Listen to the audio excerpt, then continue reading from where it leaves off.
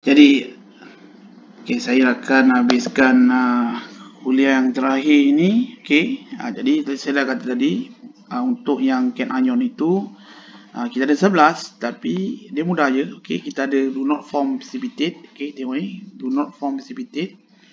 Untuk ini, kalau tak ada precipitate, kita guna Nessler. Kalau ada brown, itu ammonium. Kalau tak ada, sodium ion ataupun potassium ion. Kemudian itu form color precipitate. You can see here, obviously, that the only one color precipitate that dissolve in excess ammonia, the only one is a copper to ion. Yang lain-lain insoluble.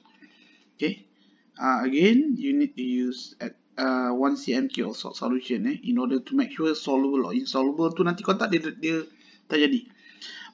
Untuk yang wet precipitate, ni dia. Ini yang saya katakan tadi. 1 cm³ of salt solution, add sodium hydroxide ammonia until excess, and observe the solubility of precipitate. Dan dia ada berapa? 5 1, 2, 3, 4, 5. But actually 5 dia terbahagi kepada 4 result. You mulakan dulu chem, pass. Kita gunakan NaOH untuk bezakan chem dengan pass. Nampak? Ada insoluble, insoluble. Belah sini soluble apa? NaOH, NaOH. Ini soluble dalam NaOH. Kalau you nampak soluble dalam NaOH kat sini. Lepas tu yang ni pun soluble dalam NaOH. Itu beza dia bila kita guna NaOH kat sini lah. Lepas tu kita gunakan amonia untuk bezakan antara kalsium ion dengan magnesium ion. Yang saya cakap tadi, kalau saya masukkan, saya dapat resultnya wet precipitate form, insoluble in excess, NaOH. Bila insoluble, chem. Duanya chem. Kalsium ion, magnesium ion. Guna amonia, clear kalsium ion. Kalau precipitate, magnesium ion. Kalau kata untuk pass, contoh kita masukkan wet precipitate form, soluble in excess, NaOH. Soluble, pass, lead ion, aluminum ion, zinc ion. You masukkan amonia. Ni kita masukkan amonia. Kalau kata soluble, zinc ion. Tapi kalau kata insoluble, lead ion, aluminum ion. Kita tak boleh pisahkan diorang. Kita kena gunakan satu lagi reagent lain yang ada chloride, sulfate, iodide. Tengok.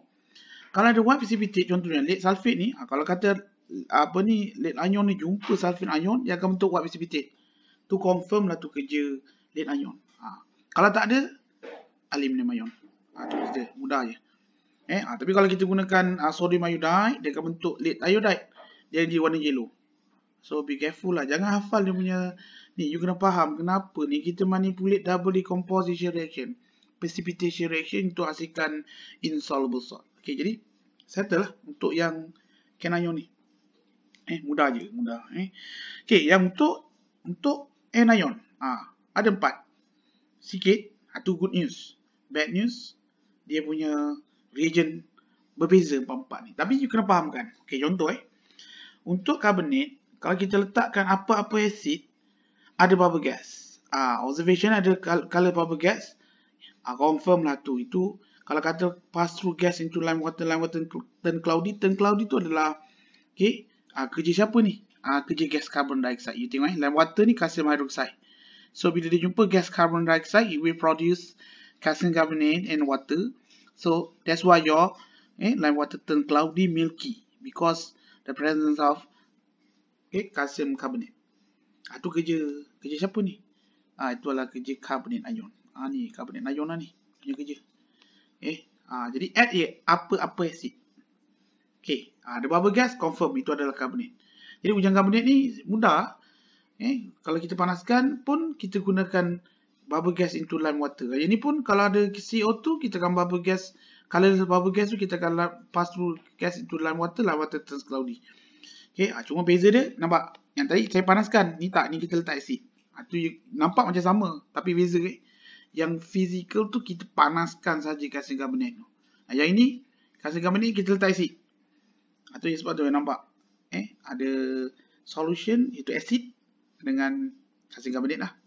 Kalau yang physical tadi calcium carbonate kita panaskan.